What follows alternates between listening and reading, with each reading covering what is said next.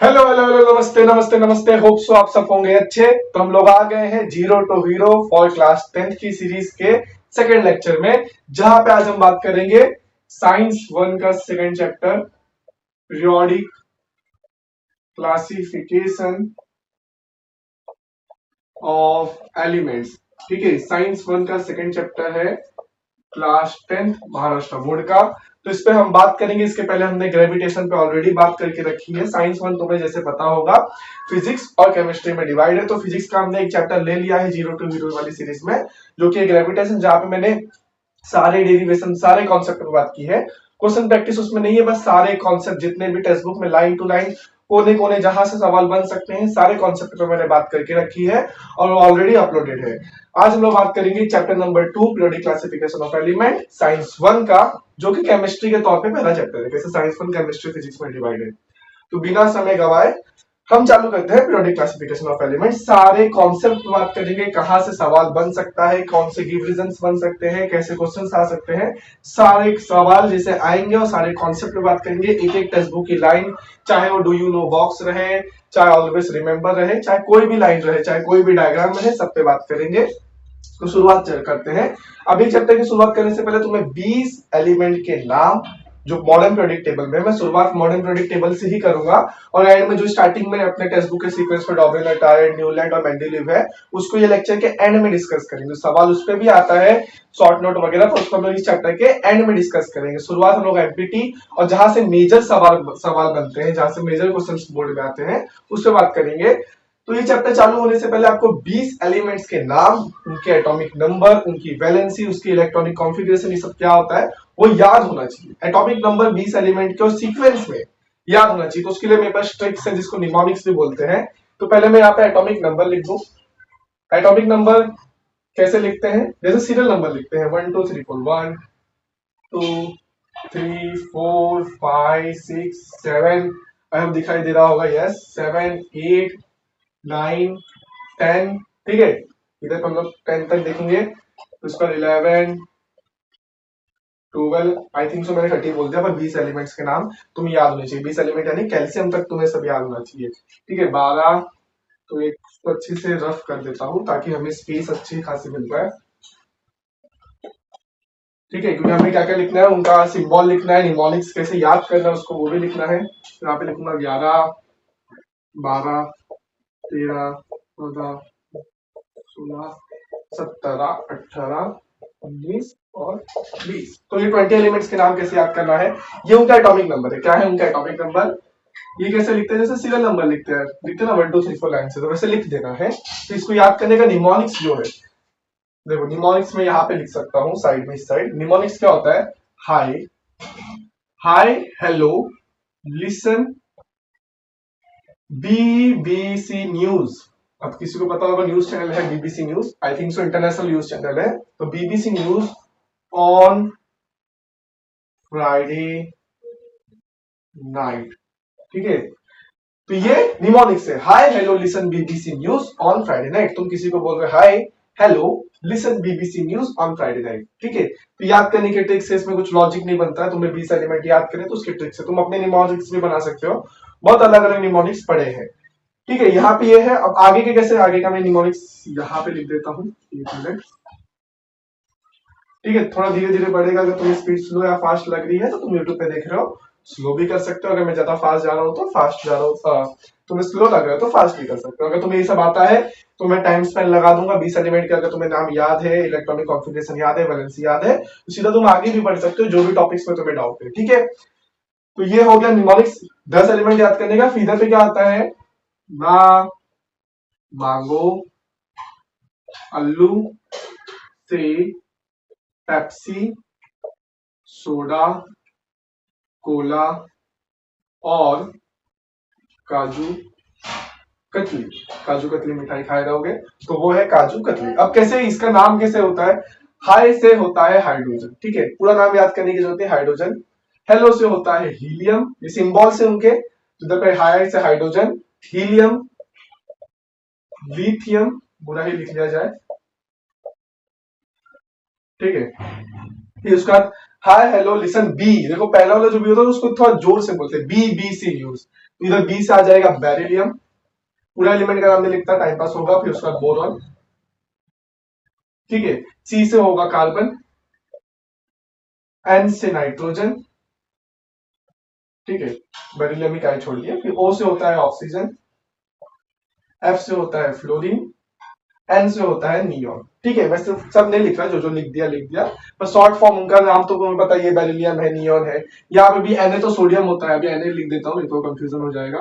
Na sodium होता है, भले उसका सिंबल Na से है, क्योंकि ग्रीक लेटर्स में उनको कुछ और बुलाया जाता है, इसलिए उसको नाम सोडियम Na। फिर मैग्नीशियम, ये देखो Mg, मैग्नीशियम होता है। फिर Al एल्यूमिनियम होता है, घर पे बर्तन होंगे। Fe क्या होता है, यहाँ पे सिलिकॉन होता है, ठीक है। तो अल्लू से, तो उसका पी से होता है फॉस्फोरस, ठीक है, पी से फॉस्फोरस होता है। फिर सोडा से होता है सल्फर, ठीक है। फिर उसका कोला से होता है क्लोरीन, और से होता है आर्गन, के से होता है पोटेशियम। देखो सबके नाम तो उनके निमोनिक से हो जाएंगे, सिर्फ सोडियम एन ध्यान रखना, एन सोडियम होता है जो कि पता है, और के पोटेशियम होता है, ठीक है। और उसका सी ए से तो होता है कैल्शियम। तो ये 20 नाम तुम्हें ध्यान में होने चाहिए, ठीक है। अभी एस सी और एस में थोड़ा कंफ्यूजन होता है, तो देखो ना, से ई आ रहा है, तो यहाँ पे सिलिकॉन, और सोडा सो ओ, और यू देखो ओ यू, तो सल्फर। तो ये 20 नाम तुम्हें इसे सीक्वेंस में याद होने चाहिए। ये याद हो गए, तुम इसके बाद इनका, तभी देखो एटॉमिक नंबर क्या बताता है, 9th स्टैंडर्ड में पढ़े थे, नहीं पढ़े थे, तो एटॉमिक नंबर, कोई भी एलिमेंट का एटॉमिक नंबर क्या बताता है, कोई भी एलिमेंट का एटॉमिक नंबर बताता है नंबर ऑफ प्रोटॉन। और जितने एक एलिमेंट, अगर एक एलिमेंट स्टेबल है, स्टेबल है मतलब न्यूट्रल है, अगर एक एलिमेंट न्यूट्रल यानी जितने उसमें पॉजिटिव चार्ज है उतने उसमें नेगेटिव चार्ज भी रहेंगे। तो प्रोटॉन होता है पॉजिटिव चार्ज, प्रोटॉन एक मतलब बोल सकते हैं पार्टिकल है जो एटम के अंदर पाया जाता है, फंडामेंटल पार्टिकल।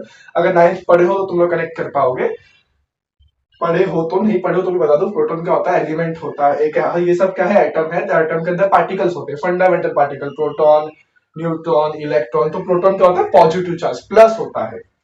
जितने, अगर एक कोई भी एटम न्यूट्रल है, अगर एटम न्यूट्रल, तो जितने प्रोटॉन रहेंगे उसमें उतने क्या रहेंगे, इलेक्ट्रॉन रहेंगे। इलेक्ट्रॉन नेगेटिव चार्ज होता है। तो अभी के लिए हम लोग मान के चलेंगे एटॉमिक नंबर क्या है, मान के क्या चलेंगे, एटॉमिक नंबर क्या है, नंबर ऑफ इलेक्ट्रॉन। तो हाइड्रोजन के पास कितने इलेक्ट्रॉन है, ए, कितने हैं, एक, इसके पास 2 इलेक्ट्रॉन है, इसके पास 3 है, इसके पास 4 है, इसके पास 5, 6, 7, 8, 9, 10। तो इसे नंबर ऑफ इलेक्ट्रॉन ये 20 एलिमेंट्स के पास है। 20 से कैल्शियम के पास कितने इलेक्ट्रॉन्स आएंगे, 20 इलेक्ट्रॉन्स आएंगे। अब इसको रिप्रेजेंट करने का तरीका होता है, इसको रिप्रेजेंट हम लोग कैसे करते हैं, तो कोई इलेक्ट्रॉन का कोई भी एटम, एटम कैसे दिखता है, सेंटर में होता है न्यूक्लियस, क्या होता है, न्यूक्लियस। थोड़ा डिवीजन करा रहा हूं, 9th में सब पढ़े थे हम लोग। सेंटर में होता है न्यूक्लियस, और न्यूक्लियस के अंदर होता है प्रोटॉन जो कि होता है पॉजिटिव चार्ज, और होता है न्यूट्रॉन जो होता है नो चार्ज, इसके पास कोई चार्ज प्रेजेंट नहीं होता है, मास होता है इसका, इसके पास चार्ज प्रेजेंट नहीं होता है। और ये न्यूक्लियस के आसपास, इसे सेल्स में, किसमें, सेल में, सेल बोलो ऑर्बिट बोलो, सेल में ना इलेक्ट्रॉन घूमते रहते हैं, ऐसे ऐसे इलेक्ट्रॉन चक्कर मारते रहते हैं, घूमते रहते हैं। तो जो फर्स्ट सेल होता है उसको हम बोलते हैं के सेल, क्या बोलते हैं, के सेल। सेकंड सेल होता है उसको बोलते हैं के एल सेल, के एल एम एन, ठीक है। और उसका होता है एम सेल। 3 सेल तुम्हें ध्यान में रखने हैं, उसके बाद भी होते हैं के एल एम एन, और तुम्हें सिर्फ 3 सेल ध्यान में रखने हैं, ठीक है। कितने सेल ध्यान में रखने हैं, 3 सेल। अब पहले सेल की कैपेसिटी देखो, उसको याद करने का कैपेसिटी कैसा है, 2n फॉर्मूला हमने पढ़ा था। तो यहाँ पे फर्स्ट सेल कितना है, एक है ना, 2n। इसका फॉर्मूला क्या होता है, कितने इलेक्ट्रॉन हो सकते हैं इस सेल में, उसका फॉर्मूला था 2n, जो कि एक्सेप्शन भी आ जाता है, पर 2n मतलब n क्या होता है, कितवा नंबर का सेल। अभी यहाँ पे k क्या है, फर्स्ट है ना, तो n की वैल्यू क्या हो जाएगी, 1। तो 2 1 जा 2, तो इसमें 2 इलेक्ट्रॉन हो सकते हैं। l क्या है, दूसरा सेल ना, कितवा नंबर, l क्या है, देखो दूसरे नंबर पे आ रहा है, तो इसका n की वैल्यू क्या हो जाएगी, 2। तो यहाँ पे 2 2 जा 4 इलेक्ट्रॉन रख सकता है, ठीक है। सॉरी, 2n² होता है एक्चुअली फॉर्मूला, 2n²। तो यहाँ पे n की वैल्यू क्या थी, 1 थी, n की वैल्यू यहाँ पे 1 थी, तो 2 इंटू 1 का स्क्वायर क्या हो जाएगा, 1। तो 2 1 जा 2। यहाँ पे n कितवा है, कितवा नंबर है, दूसरा नंबर है, तो यहाँ पे n की वैल्यू क्या हो जाएगी, 2, और 2 का स्क्वायर क्या होता है, 4। तो 2 4 जा 8। ये सब लोग 9th में पढ़े थे, क्या फॉर्मूला होता है। अब इधर पे n की वैल्यू कितनी हो जाएगी, तीसरा सेल है, थर्ड सेल, तो n की वैल्यू हो जाएगी 3, 3 का स्क्वायर 9, 9 2 जा, तो 2 इंटू 3 का स्क्वायर, 2n² फॉर्मूला होता है सेल के हिसाब से। n क्या होता है, कितवा नंबर है, तो यहाँ पे n क्या हो गया, इधर पे कितना है, 1 2 3, तीसरा है, तो 2 3 का स्क्वायर क्या हो जाएगा, 9, और 2 9 जा क्या होता है, 18। ठीक है, इतनी बात समझी। ये सारी बात क्या है कि एटम कैसे रिप्रेजेंट करते हैं। एटम के पास होता है न्यूक्लियस, बीच में क्या होता है न्यूक्लियस, न्यूक्लियस के अंदर होते हैं प्रोटॉन और न्यूट्रॉन। न्यूट्रॉन के पास कोई चार्ज नहीं होता है, प्रोटॉन के पास पॉजिटिव चार्ज होता है, और इलेक्ट्रॉन बाहर सेल्स बोलो उसमें घूमते हैं, सेल होता है ऑर्बिट बोलते हैं, तो उसमें क्या होता है इलेक्ट्रॉन रोटेट करते हैं, सर्कुलर मोशन परफॉर्म करते हैं।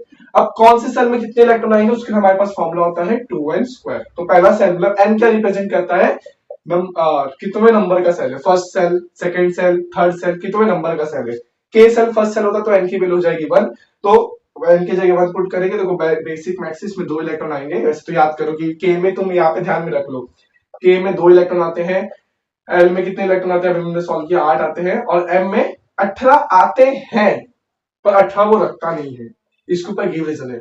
देखो फॉर्मूले के हिसाब से तो m सेल में क्या आने चाहिए 18 आने चाहिए, पर लेकिन वो 18 रखेगा नहीं, क्यों, ऑक्टेट रूल लगता है यहाँ पे। और इसको अगर और इसका रीजन जानोगे तो आगे की क्लास में पूरा जानोगे। एनर्जी सेल होते हैं, वो डिपेंड नहीं कर, फॉर्मूले से डिपेंड नहीं करता कि कितने सेल रखे जाएंगे इलेक्ट्रॉन में, ठीक है, सेल में कितने इलेक्ट्रॉन रखे जाएंगे फॉर्मूले से नहीं पता चलता है, वो हमें पता चलता है एनर्जी लेवल से, जो कि तुम लोग आगे की क्लास में सीखोगे। तो देखो फॉर्मूले से तो भाई हमें दिखा यहाँ पे एम सेल कितना रख सकता है 18 रख सकता है, पर 18 रखता नहीं है, वो सिर्फ कितना रखता है 8। तो तुमको ध्यान में रखना है के कितना रखेगा भाई, के सेल मतलब फर्स्ट सेल कितना रखेगा 2 ही रख सकता है, 2 से कम रख सकता है, पर मैक्सिमम कितना रख सकता है, सिर्फ वो 2 इलेक्ट्रॉन रख सकता है। उसको आता है एल सेल, कॉमा देके लिखते हैं, एल सेल कितना रख सकता है 8। एम सेल रख तो 18 सकता है पर 18 रखता नहीं है, क्योंकि ऑक्टेट रूल वहां पे लग जाता है, वो 8 में स्टेबल हो जाता है। ऑक्टेट रूल क्या कहता है कि अगर मैं 8 में स्टेबल हो जा रहा है, अगर मेरा 2 रोटी में पेट भर जा रहा है तो मैं 4 रोटी क्यों खाऊं, वैसा वाला सिस्टम यहाँ पे आता है स्टेबिलिटी का, बाकी आगे के क्लास में तुम लोग पढ़ोगे। तो 2 पहला वाला 2 रखता है, 2 से कम रख सकता है, पर मैक्सिमम सिर्फ 2 इलेक्ट्रॉन रखता है, दूसरा वाला 8 रखता है, तीसरा वाला 8 रखता है। देखो ये बात 9th की थी, पर आगे इलेक्ट्रॉनिक कॉन्फ़िगरेशन अभी मैं दिखाऊंगा, उसको लिखने में बहुत जरूरी पड़ी ये बात, ठीक है। लेक्चर कितना लंबा जाएगा मैं कोशिश करूंगा इसको जितना छोटा रख पाऊं, पर कोई भी कॉन्सेप्ट मिस नहीं होगा, ठीक है। इतनी बात समझी कि एटॉम कैसे होता है, बीच में न्यूक्लियस होता है, न्यूक्लियस के अंदर होता है प्रोटॉन और न्यूट्रॉन, प्रोटॉन होता है पॉजिटिव चार्ज, न्यूट्रॉन होता है नो चार्ज, उसके आसपास इलेक्ट्रॉन घूमते हैं सेल्स में, पहले सेल को के सेल बोलते हैं, फिर एल सेल, फिर एम सेल। उसमें कितने इलेक्ट्रॉन आएंगे, मैक्सिमम कितने इलेक्ट्रॉन आ सकते हैं, उसके लिए फॉर्मूला होता है 2n²।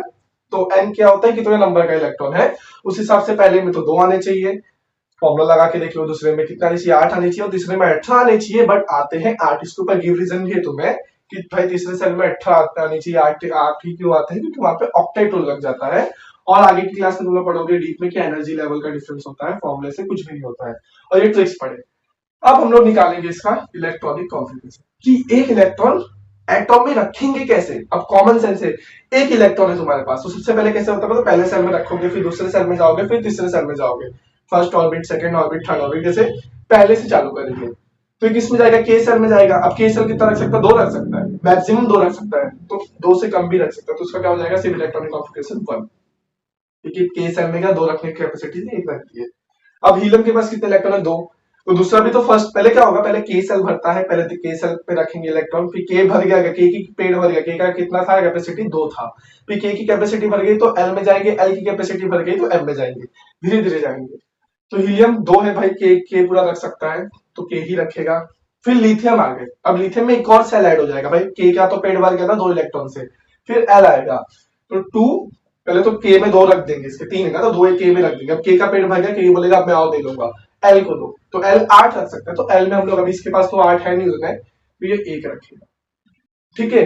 अब उसका बोरॉन, अब तो तुम लोग जानते हो 2 के में रखेंगे, 2 एल में रखेंगे, 2 के में, 3 एल में, 2 के में, 4 एल में, फिर उसका 2 के में, 5 एल में, 2 के में, 6 एल में, 2 के में, 7 एल में, फिर 2 के में, 8 एल में। अब एल भी भर गया, एल में 8 रख सकते थे ना मैक्सिमम, अब एल भी भर गया। अब इसके बाद जब सोडियम की ओर बढ़ेंगे, सोडियम की ओर बढ़ेंगे 11 आएगा, तो तुम क्या बोलोगे भाई सिंपल है, 2 के में रखो और 9 एल में रख दो। नहीं भाई 9 नहीं रखा जा सकता, उसकी कैपेसिटी कितनी है 8 की, तो 8 तुमने रख दिया। अब एल बोलेगा मेरे को मत दो, एम को दे दो, के एल एम, एम को दे दो। फिर यहाँ पे तो पहले 2 के में भरे सोडियम के, फिर 8 एल में भरे, फिर उसका आ जाएगा के एल एम सेल भी आ जाएगा, और एम में एक रख देंगे। फिर ऐसे गाड़ी आगे बढ़ती रहेगी 2,8,2। देखो ये तुम्हें बहुत आसान लगा, ये क्यों पढ़ना है, तो कहीं पे है भी नहीं, टेक्स्ट बुक में तुम्हें कहीं पे दिया भी नहीं है, क्योंकि उन लोग को लगता है कि तुमको आता है, उन लोग क्या मान के चल रहे हैं कि तुम्हें ये चीज आती है, तुमने 9th में पढ़ा है, पर 9th में हम कहाँ रख के बैठे थे। और ये नहीं पढ़ोगे तो एक्सरसाइज का बहुत सारा क्वेश्चन और बोर्ड्स में बहुत यही लॉजिक के बेस पे इलेक्ट्रॉनिक कॉन्फ़िगरेशन, किसकी वैलेंसी सेम है, कौन से एलिमेंट में वैलेंस इलेक्ट्रॉन सेम है, वैलेंस इलेक्ट्रॉन भी बताऊंगा किसको बोलते हैं। इलेक्ट्रॉनिक कॉन्फ़िगरेशन मुझे लगता है तुम्हें लिखना आ गया होगा कैसे लिखते हैं, और लिखने आना चाहिए तुम्हें 20 एलिमेंट के, तो आगे की क्लास में और भी एलिमेंट्स के आने चाहिए। तो एल्यूमिनियम के 13 है तो 2,8,3, सिलिकॉन के कितने हैं 2,8,4, फॉस्फोरस के कितने हैं 2,8,5, 2,8,6, 2,8,7, 2,8,8। अब देखो आर्गन पे 2,8,8 आ गया। अब मैंने बोला था कि भाई थर्ड सेल कितना रख सकता है, 18 रख सकता है, पर रखता 8 ही है। 8 के बाद उसका पेट भर जाता है, के एल एम एन को दे देता, बोलता अब तुम एन को दे दो। तो कैल्शियम से क्या इधर पे, सॉरी पोटेशियम से जाके क्या चालू हो जाएगा 2,8,8।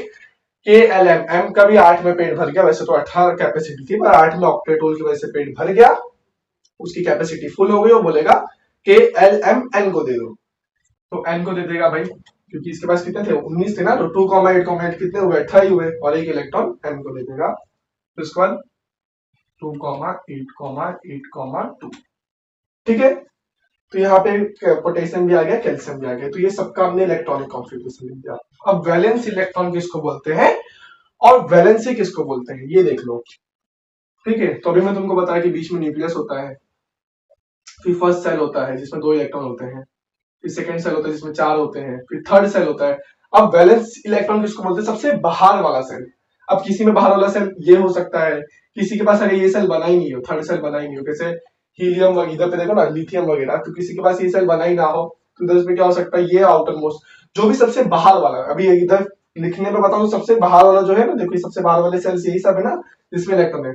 तो सबसे आउटर मोस्ट सेल में कितने इलेक्ट्रॉन है, सबसे बाहर वाले सेल में, आउटर मोस्ट सेल को हम लोग क्या बोलते हैं, वैलेंस सेल, सबसे बाहर वाला। क्योंकि आगे चलके तुम लोग देखोगे सबसे बाहर वाला सेल होता है ना आउटर मोस्ट सेल, सबसे बाहर वाला जो सबसे आखिरी सेल, न्यूक्लियस से सबसे आखिरी सेल, सबसे लास्ट वाला जो सेल होता है आउटर मोस्ट सेल होता है, सबसे बाहर वाला सेल, जिसको हम लोग वैलेंस सेल भी बोलते हैं। उसके जो इलेक्ट्रॉन होंगे, सबसे बाहर वाले सेल में जो इलेक्ट्रॉन होंगे उनको बोलते हैं वैलेंस इलेक्ट्रॉन। और आगे चल के तुम देखोगे यही बॉन्ड बनाने में भी मदद करते हैं। जो बॉन्ड होता है ना, दो एलिमेंट्स मिलकर कंपाउंड मॉलिक्यूल्स बनाते हैं, उसमें भी ये जो बॉन्डिंग फॉर्म होती है वो आउटर मोस्ट सेल के इलेक्ट्रॉन के वैसी होती है। आउटर मोस्ट सेल के इलेक्ट्रॉन को हम लोग बोलते हैं वैलेंस इलेक्ट्रॉन। क्या बोलते हैं, वैलेंस इलेक्ट्रॉन, ठीक है। और वैलेंसी क्या होती है, अब देखो सारे एलिमेंट्स जो है ना एटम से स्टेबल होना चाहते हैं, तो स्टेबल हो दो तरीके से हो सकते हैं।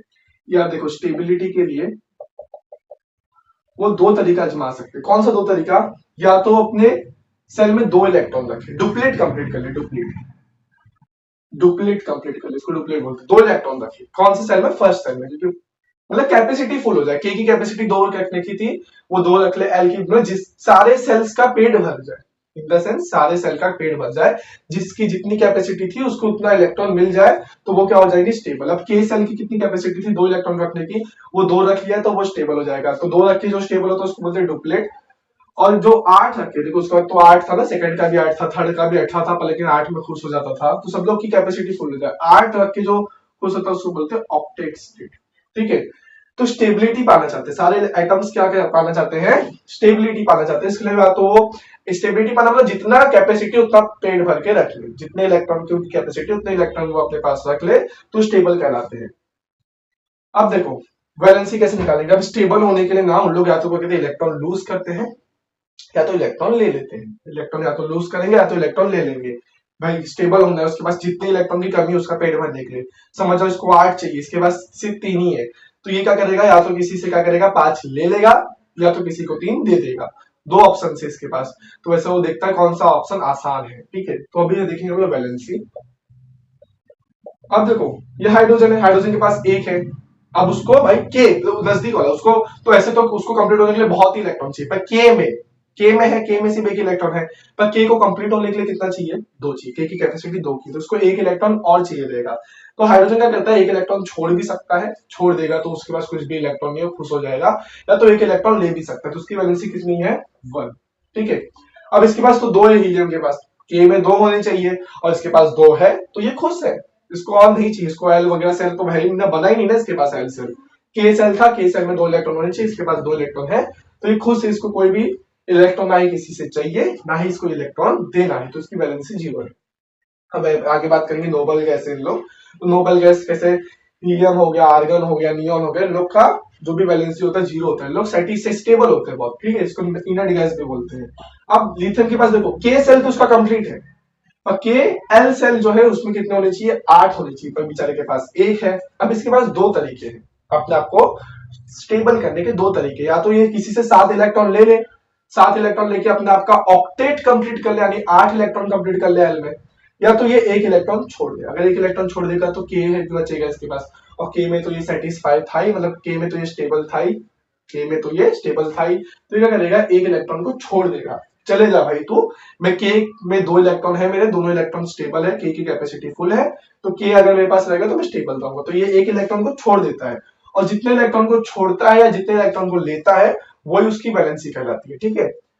अब सेम देखो, बाकी तो तुम लोग कर ही लोगे। बेरिलियम 2 है इसके पास, इसको 8 करने के लिए या तो 6 ले किसी से, या तो 2 दे किसी को। अब कभी भी जो कम वाला होता है ना, जो सबसे लेस आसान तरीका होता है कम लेना या कम देना, वही रास्ता चूज करता है एटम। तो यहाँ पे क्या है भाई, 2 देना आसान होगा 6 लेने के बजाय, तो इसका वैलेंसी 2 हो जाएगा, इसका वैलेंसी 3 हो जाएगा। कार्बन में तो तुम फंस गए, कार्बन कंपाउंड में दिखेंगे भाई, भाई इसके लिए तो 4 या तो देगा किसी को या तो 4 लेगा किसी को, दोनों ही केस में 4 ही है ना, यहाँ पे 4 देगा या तो 4 लेगा, तो तुम इसको क्या करता है भाई, 4 देता है कि लेता है, तो इतना तो है कि 4 देगा या तो 4 लेगा, 4 ही इसकी वैलेंसी रहेगी, ठीक है। तो यहाँ पे फंसना मत कि क्या करे भाई, दोनों जगह 4 4 आ गया, 4 ही रहेगी इसकी वैलेंसी। अब ये 4 देगा कि 4 लेगा, ये हम लोग कार्बन कंपाउंड में देखते हैं। फिर नाइट्रोजन पे आ जाते हैं 5। अब यहाँ पे देखो 5 है, इसको 8 करने के लिए या तो 3 किसी से ले ले या तो 5 किसी को दे दे। बोला हमेशा ये रस्त शब्द बोलते ना, सस्ता वाला रास्ता अपनाता है, जो इस पे कम इलेक्ट्रॉन देना या लेना पड़े। तो इसको देखो 3 देना आसान है 5 लेने के बजाय, तो ये क्या करेगा 3 इलेक्ट्रॉन लेगा। सिमिलरली इसको देखो 6 देना मुश्किल है, 2 लेना आसान है, तो 2 फिर 1, इसके पास तो देखो 2, पहला के सेल भी कंप्लीट है, कैपेसिटी इसकी कंप्लीट है, दूसरे वाले सेल की भी कैपेसिटी कंप्लीट है, तो उसकी वैलेंसी हो जाएगी 0, ठीक है। सिमिलरली यहाँ पे भी देखो भाई थर्ड सेल का 8 कैपेसिटी था, 7 लेगा या तो 1 देगा, 1 देना आसान है, तो इसकी वैलेंसी भी क्या आ जाएगी 1। इसकी देखो 2 देना आसान रहेगा, 2 3, फिर इसकी 4, इधर पे क्या आ जाएगी भाई 5 है, 5 देगा तो नहीं, 3 लेगा, 3 2 1, फिर देखो फिर यहाँ पे कंप्लीट हो गया भाई, आगे में गया 2 की कैपेसिटी थी कंप्लीट, 8 की कैपेसिटी थी कंप्लीट, इधर 8 की कैपेसिटी थी कंप्लीट, उसका 0 हो जाएगा वैलेंसी। फिर इसके बाद पोटेशियम, भाई उसको 18 चाहिए, तो कॉमन सी बात है एक छोड़ देगा ये, भाई 17 लेने के बजाय एक छोड़ देगा। 17 होती है कि कुछ 32 वगैरह समथिंग होती है, तो बहुत ज्यादा होती है, तो ये क्या करेगा एक छोड़ देगा, अपने के एल एम को क्या कर देगा कंप्लीट कर देगा, क्योंकि के कैपेसिटी 2, एल की कैपेसिटी 8 और एम की कैपेसिटी 8। कैल्शियम 2 छोड़ देगा और के एल एम को कंप्लीट कर देगा, कैपेसिटी उनकी कंप्लीट कर देगा, उनको स्टेबल बना देगा। देखो मेरे को लगता है 10-15 मिनट मैंने लिया ये टॉपिक पे, तो ये सारे टॉपिक ही तुम्हें चैप्टर का बोल सकते हैं मोर देन 50% है। अगर ये तुम्हें 20 एलिमेंट उनके इलेक्ट्रॉनिक कॉन्फ़िगरेशन समझा है, देखो रटने का तो तुम्हें देखो दे ले लो स्क्रीनशॉट, रट लो उसको, पर अगर तुम्हें समझना है तो तुम्हें रटना नहीं पड़ेगा, तुम कहीं पे भी बना सकते हो उसको। अगर तुमको इस सीक्वेंस में 20 एलिमेंट याद है, ये निमोनिक्स के साथ तुम अपना निमोनिक्स भी बना सकते हो, तो तुम उनका इलेक्ट्रॉनिक कॉन्फ़िगरेशन और उनकी वैलेंसीज खुद से लिख सकते हो, तुम्हें पता रहेगा कि वैलेंसी क्या है, कितना देना आसान है, कितना लेना आसान है। आई होप ये 20 एलिमेंट्स का तुमको इलेक्ट्रॉनिक कॉन्फ़िगरेशन, वैलेंसी वगैरह ध्यान में। अब वैलेंस इलेक्ट्रॉन अलग होते हैं, मैं अगर वैलेंस इलेक्ट्रॉन भी लिखा दूंगा, बच्चे वैलेंस इलेक्ट्रॉन और वैलेंसी में कंफ्यूज जाते हैं। वैलेंसी ये होता है कि कितना उनको देना या कितना उनको लेना हो, ठीक है। पर वैलेंस इलेक्ट्रॉन क्या होता है, उनके बाहर वाले सेल में कितने इलेक्ट्रॉन है। अब हाइड्रोजन का सबसे बाहर वाला सेल तो के सेल रहेगा, के सेल के ऊपर कौन सा सेल है सबसे बाहर, न्यूक्लियस के मतलब सबसे बाहर, न्यूक्लियस से दूर सबसे बाहर सेल के सेल है, तो उसके पास एक वैलेंस इलेक्ट्रॉन है। अब हीलियम के पास कितने वैलेंस इलेक्ट्रॉन है, हीलियम के बाहर 2 वैलेंस इलेक्ट्रॉन है। इधर से अपने को बाहर वाला देखना होता है, इसके पास कितने हैं, 1 है, इसके पास 2 है, इसके पास 3 है, इसके पास 4 है, इसके पास 5 है, इसके पास 6 है, इसके पास 7 है, इसके पास 8 है। इधर पे तो नहीं देखना है उसको कितना स्टेबल होने के लिए चाहिए या देगा, इधर पे तो देखना होता है कि बाहर वाला जो सेल है, देखो इसके तो बाहर के ही है, इसके बाहर एल सेल है, तो जो भी सबसे बाहर वाला सेल रहेगा उसमें कितने इलेक्ट्रॉन, यहाँ पे भी देख लो वैलेंस इलेक्ट्रॉन। तो इसमें कंफ्यूज हो जाते हो तुम लोग, इधर पे देखो बाहर वाला सबसे बाहर वाला 1 इलेक्ट्रॉन, 2 इलेक्ट्रॉन, 3 इलेक्ट्रॉन, 4 5 6 7 8, और इसके पास 1 फिर 2, ठीक है। तो वैलेंसी और वैलेंस इलेक्ट्रॉन देखो कहीं कहीं सेम भी है, पर वैलेंस इलेक्ट्रॉन क्या होता है, बाहर कितने इलेक्ट्रॉन है, स्टेबिलिटी से मतलब नहीं होता। वैलेंसी क्या होता है, कितने इलेक्ट्रॉन वो देगा या लेगा फॉर स्टेबिलिटी। अब इसको देख लो तो फिर मैं मॉडर्न पीरियोडिक टेबल की ओर बढ़ू। ठीक है, स्क्रीनशॉट ले सकते हो आप, मैं रफ करने जा रहा हूँ।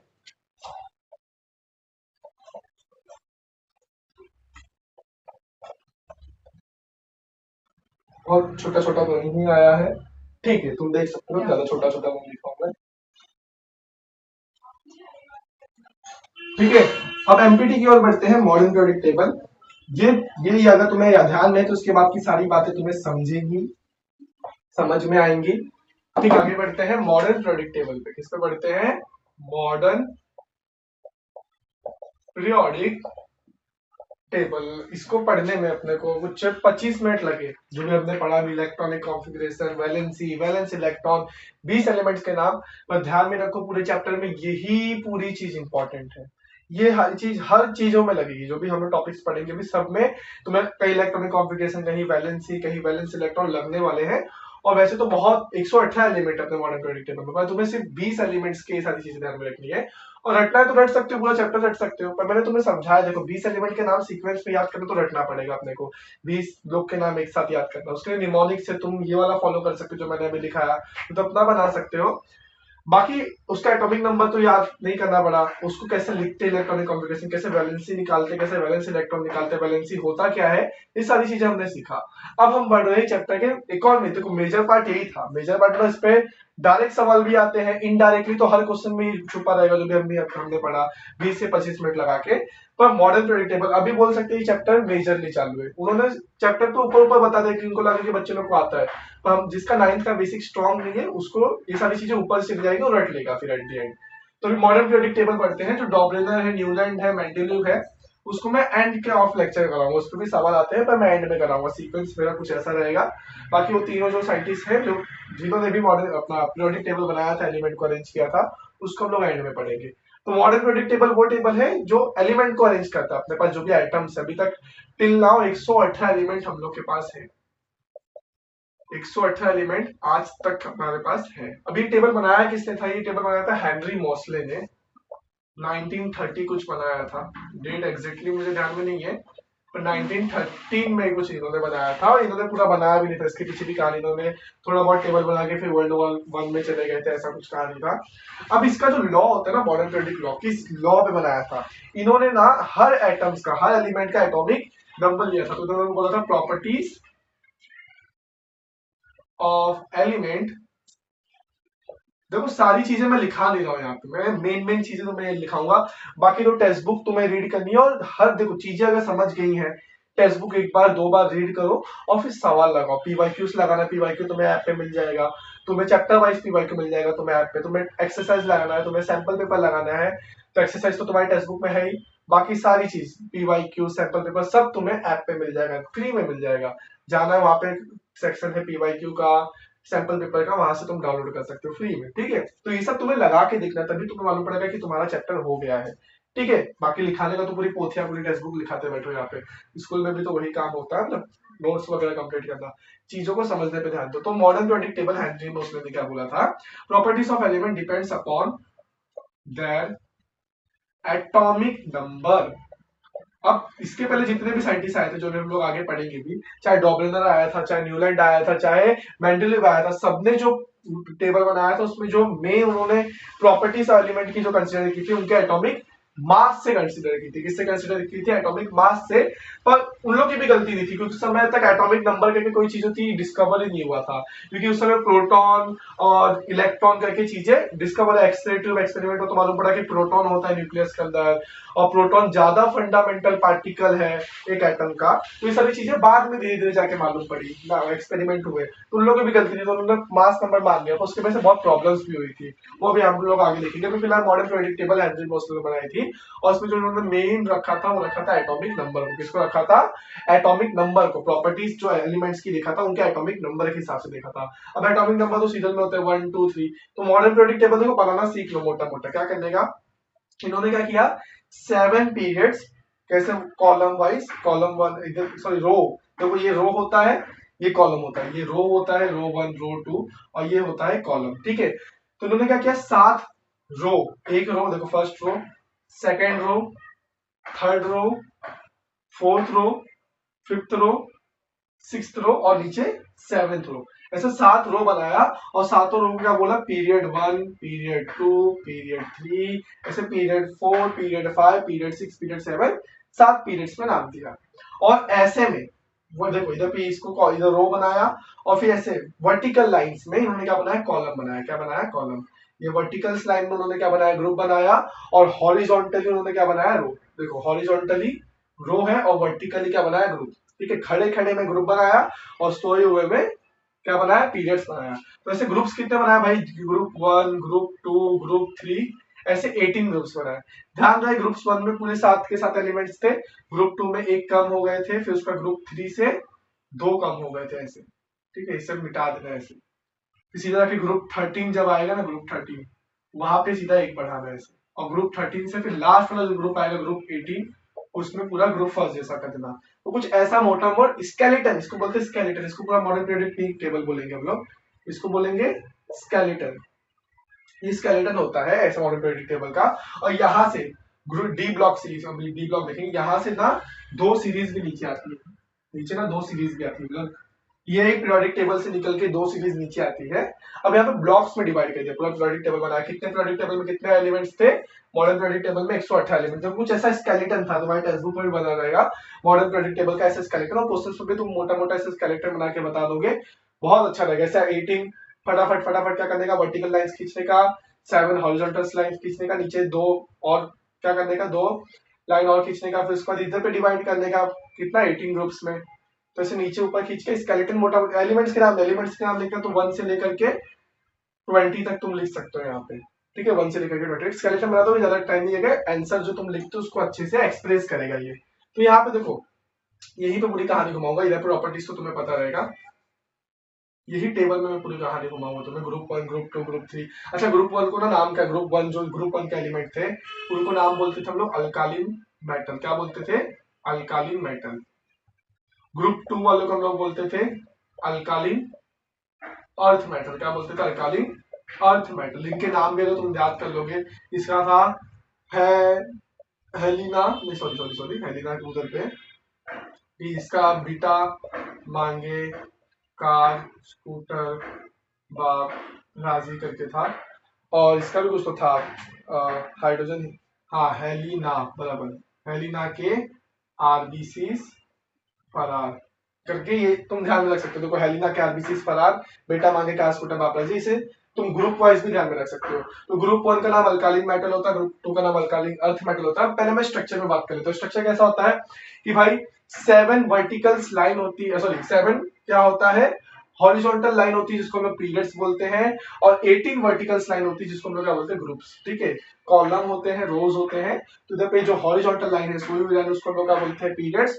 और वर्टिकल लाइंस को हम लोग बोलते हैं ग्रुप्स। ठीक है, तो यहाँ पे ग्रुप्स और कॉलम, कितने ग्रुप्स थे टोटल, 18 ग्रुप्स थे, और पीरियड्स कितने थे, 7 पीरियड्स थे। ठीक है, तो इधर पे एटॉमिक नंबर कैसे एकदम सीक्वेंसली अरेंज होता है, 1, फिर इधर पे 2, फिर इधर पे 3, फिर 4, फिर यहाँ पे 5, फिर 6, फिर 7, फिर 8, फिर 9, फिर 10, फिर इधर पे 11, ऐसे सीक्वेंसली पूरा उनका क्या अरेंज हुआ था, एटॉमिक नंबर अरेंज होता है। हर डब्बे थे, कितने डब्बे थे मॉडर्न पीरियोडिक टेबल में, 118 डब्बे, 7 पीरियड, 18 ग्रुप और डब्बे। और हर एक डब्बे में सिंबल था, सिंबल के ऊपर क्या था, एटॉमिक नंबर था, और जब नीचे उनका पूरा नाम, यहाँ पे एटॉमिक मास नंबर भी लिखा था। ठीक है, अब पूरे मॉडर्न पीरियोडिक टेबल को 4 ब्लॉक्स में डिवाइड किए थे। कितने ब्लॉक्स में डिवाइड किए थे, 4 ब्लॉक्स के अंदर डिवाइड करके रखे थे। 4 कौन से ब्लॉक्स, पहला ग्रुप 1 और ग्रुप 2 को एस ब्लॉक के अंदर रखे थे, फिर एस, फिर दूसरे वाले को पी ब्लॉक के अंदर रखे थे, और फिर तीसरा यहाँ पे डी ब्लॉक, और नीचे पूरा मॉडर्न पीरियोडिक टेबल के नीचे क्या था,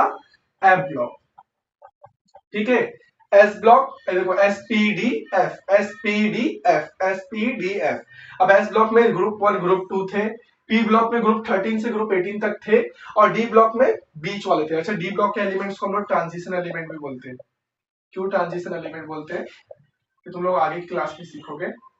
ठीक है, तो अभी तक हमने क्या क्या स्ट्रक्चर, देखो यही structure of modern periodic table है, यही लिखना है तुम्हें कि 18 वर्टिकल्स लाइन थी उसको ग्रुप्स बोलते थे, 7 हॉरिजॉन्टल्स लाइन थी उसको पीरियड्स बोलते थे, टोटल 118 एलिमेंट्स थे। ये एक डब्बे के अंदर, वन बॉक्स के अंदर उसका सिंबल लिखा होता था, ऊपर एटॉमिक नंबर लिखा है, नीचे एटॉमिक मास नंबर लिखा है। तो ये सारी बातें तुम लिखोगे। फिर उसका पूरे मॉडर्न पीरियोडिक टेबल को 4 ब्लॉक्स में डिवाइड किया गया है, S P D F, SPDF, ठीक है।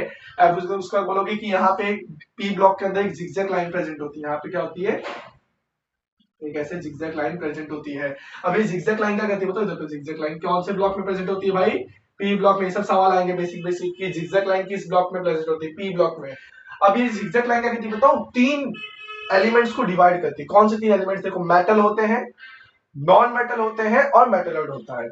अब जिगजैग लाइन के इस तरफ जितने भी एलिमेंट है, जिगजैग लाइन के इस तरफ, किस साइड, लेफ्ट साइड, देखो तुम प्रोडक्ट मॉडल प्रोडक्ट टेबल रखे हो, उसके लेफ्ट साइड जितने भी एलिमेंट्स है जिगजैग लाइन के, जिगजैग, हाँ जिगजैग लाइन के लेफ्ट साइड क्या रहेंगे, मेटल्स, और राइट साइड क्या रहेंगे, नॉन मेटल। क्या रहेंगे, नॉन मेटल। देखो मेटल उनको बोलते हैं ना जो इलेक्ट्रॉन आसानी से लूज कर दे, मेटल उनको बोलते हैं जो लूज कर दे, किसको, इलेक्ट्रॉन को इजीली इलेक्ट्रॉन को लूज कर दे।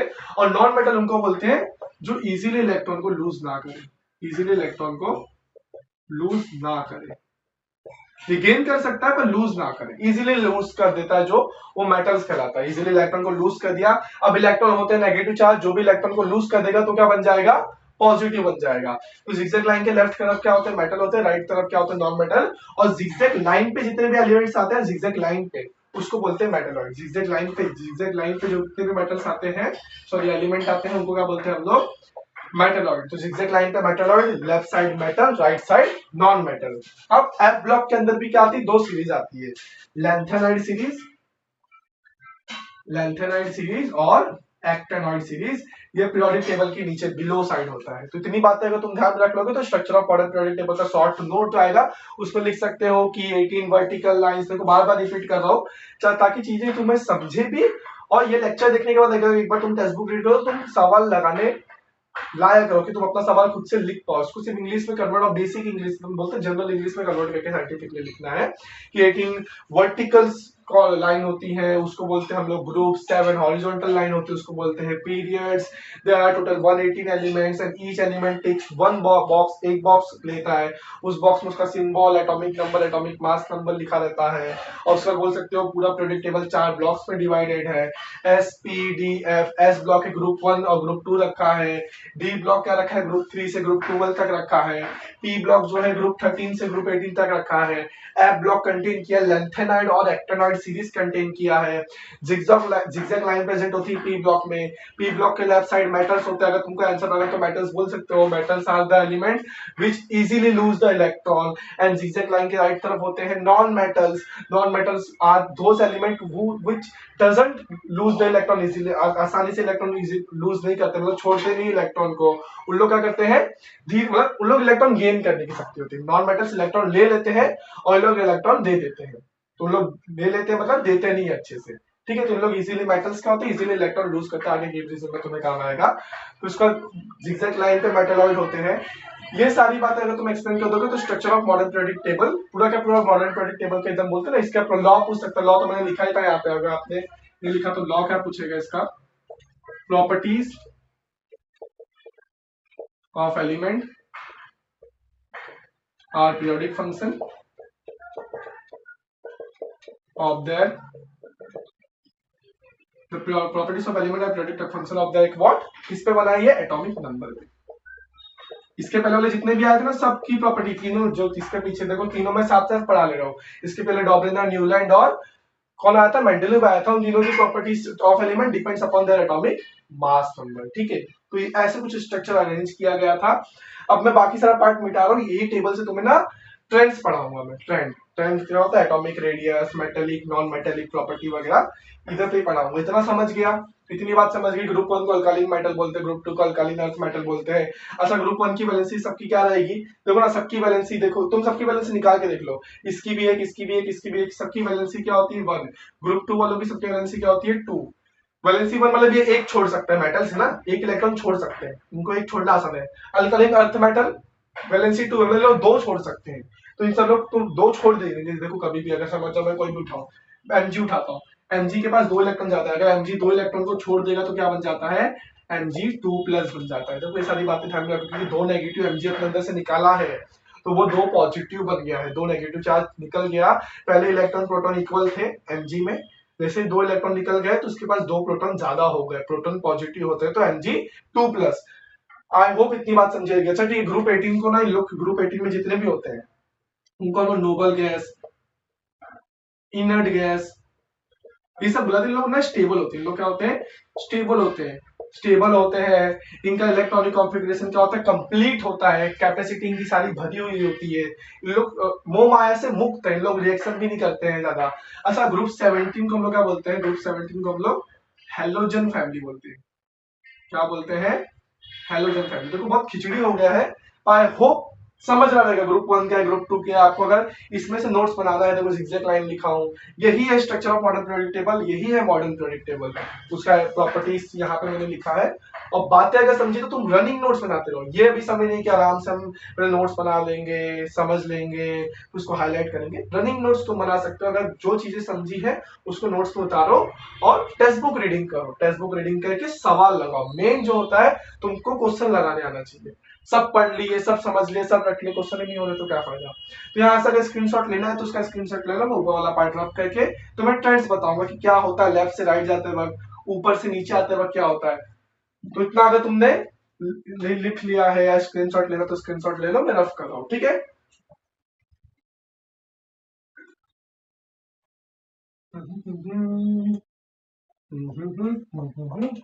देखो लेंथ ऑफ वीडियो कितनी भी रहे, मेरा यही बात है कि धीरे धीरे कोई भी बच्चा रहे, अगर ये लेक्चर आराम से दिख रहा है, अगर आपका लगता है कि ये टॉपिक हो गया, ट्रेंड्स मुझे आता है, मुझे ये आता है, अभी ट्रेंड्स के साथ साथ मैं सारे रिवीजन करा दूंगा। मैंने तुमको स्ट्रक्चर ऑफ एटम का सवाल करा दिया, मैं इलेक्ट्रॉनिक कॉन्फ़िगरेशन लिख लिख के तुम्हारा एक्सरसाइज में क्वेश्चन नंबर 3 4 5 है। अगर वो 25 मिनट स्टार्टिंग अच्छे से समझ रहोगे ना तो क्वेश्चन नंबर 3 4 5 ना वही 25 मिनट से तुम कर सकते हो, ठीक है। तो सवाल भी मैं साथ ही साथ कराते जा रहा हूँ। अभी एक दो लेक्चर्स में ले लूंगा सिर्फ पीवाईक्यूज पे, पर पीवाईक्यू में चाहता हूँ कि मैं कराऊं, देखो सब चीज मैं कराऊं, उससे बेटर है कि तुम यहाँ से कॉन्सेप्ट सीख के जाओ, टेक्स्ट बुक रीडिंग करो अच्छे से, खुद से एक्सरसाइज का सवाल पीवाईक्यू वगैरह खुद से सॉल्व करो। जब खुद से सॉल्व करोगे, ऐसा नहीं कि सब सही होगा, गलती करोगे, गलती करने का फिर देखोगे अच्छा क्या गलती किया। कॉन्सेप्ट में कुछ भी कमी नहीं रहेगी, सारे कॉन्सेप्ट रहेंगे यहाँ पे।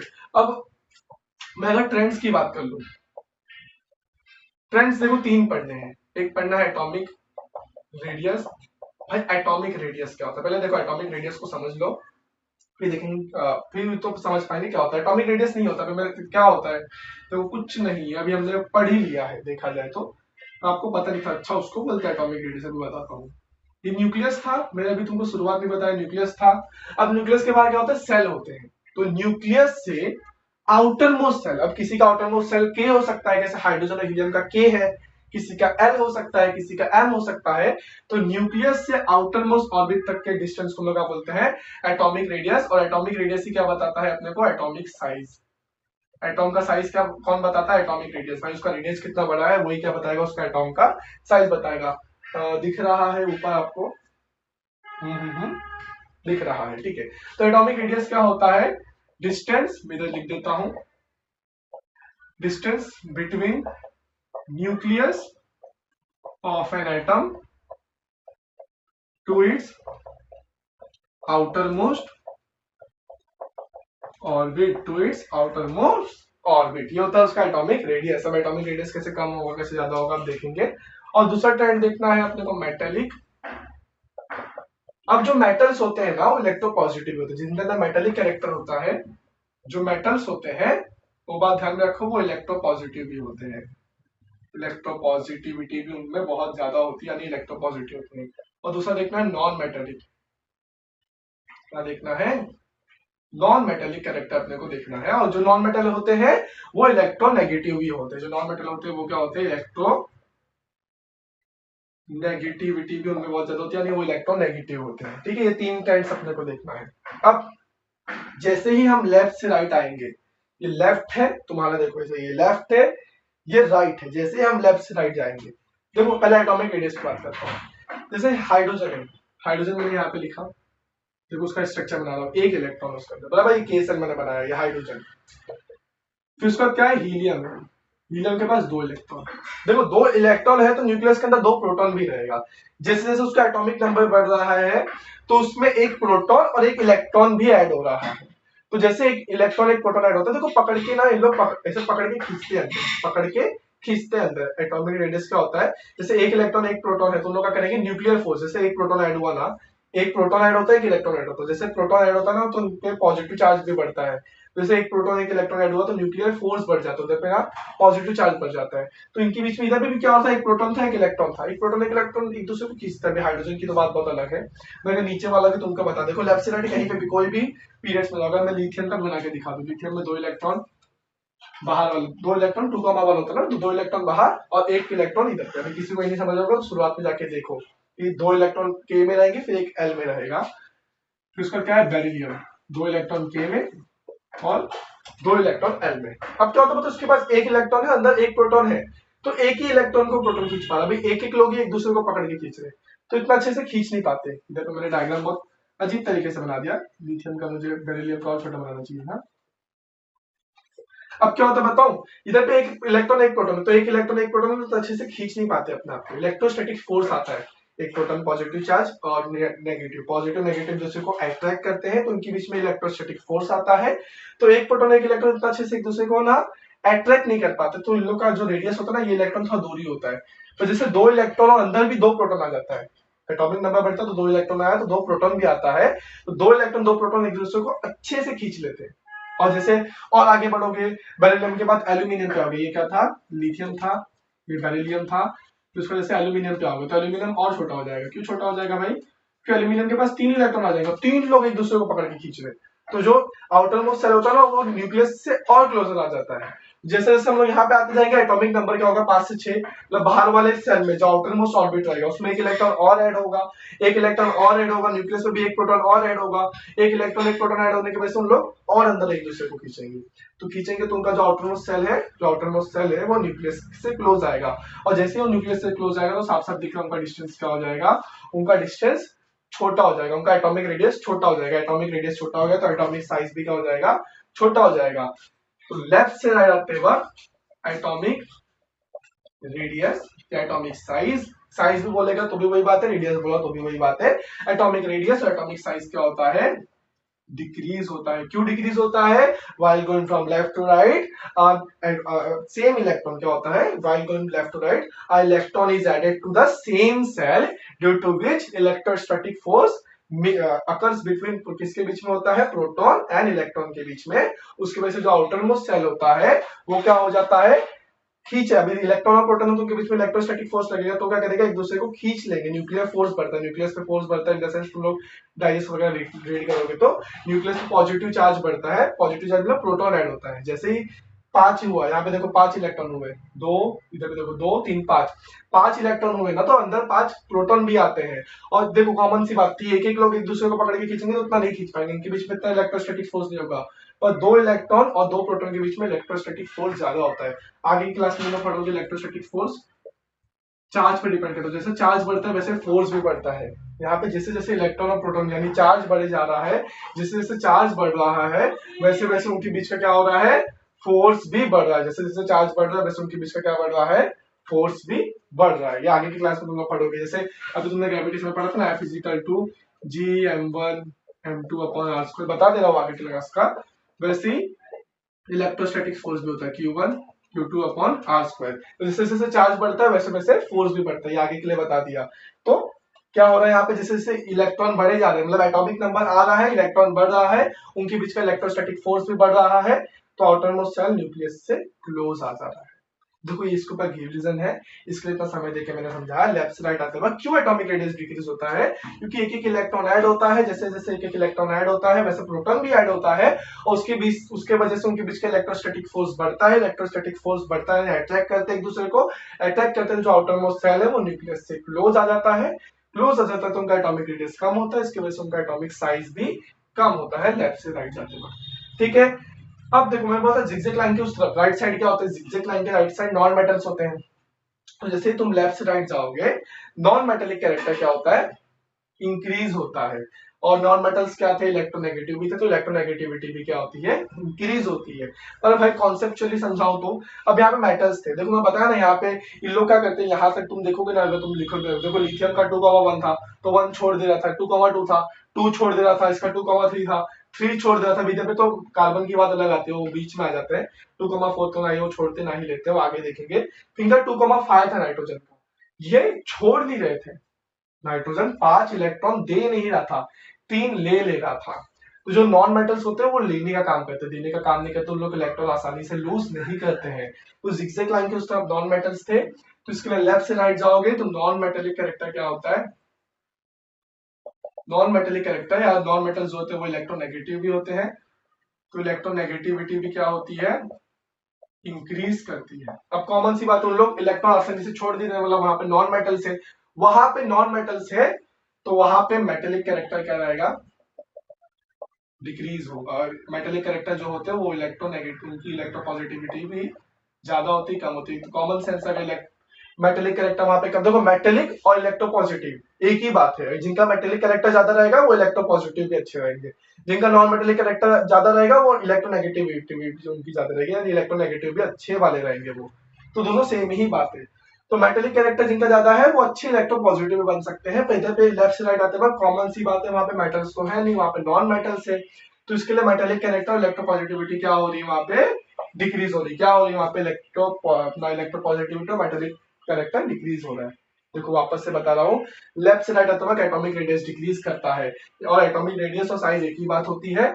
लेफ्ट से राइट आते वक्त नॉन मेटेलिक कैरेक्टर, कॉमन सी बात है, वहां पे जिगजैग लाइन के राइट साइड कौन थे भाई, नॉन मेटल्स थे ना। लेफ्ट से राइट जाएंगे तो वहां पे अपने को कौन दिखेगा, नॉन मेटल्स दिखेंगे। तो नॉन मेटेलिक कैरेक्टर इंक्रीज करता है, और नॉन मेटेलिक कैरेक्टर इंक्रीज करेगा तो उनकी इलेक्ट्रोनेगेटिविटी भी क्या करेगी, इंक्रीज करेगी, क्योंकि दोनों सेम ही बात होती है। नॉन मेटल्स क्या करेंगे, इलेक्ट्रॉन गेन करेंगे, इलेक्ट्रॉन गेन करेंगे तो लोग क्या हो जाते हैं, इलेक्ट्रोनेगेटिव हो जाते हैं, ये बात आती है।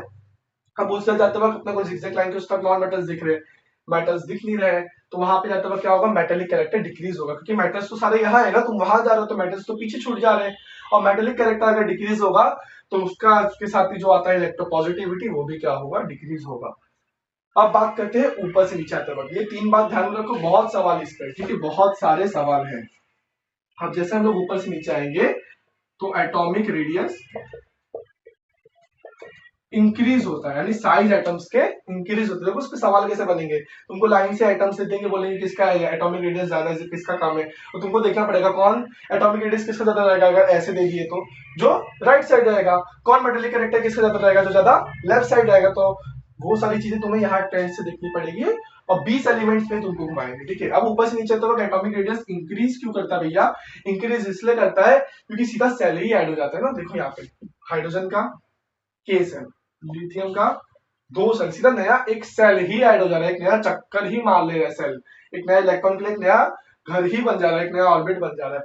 नीचे आओगे तो 3 हो जाएगा, कॉमन से एक नया सेल ही ऐड हो जा रहा है, उसकी वजह से क्या होता है, एटॉमिक रेडियस तो भाई 1 सेल 2 सेल 3 सेल, तो एटॉमिक रेडियस तो बढ़ना ही है।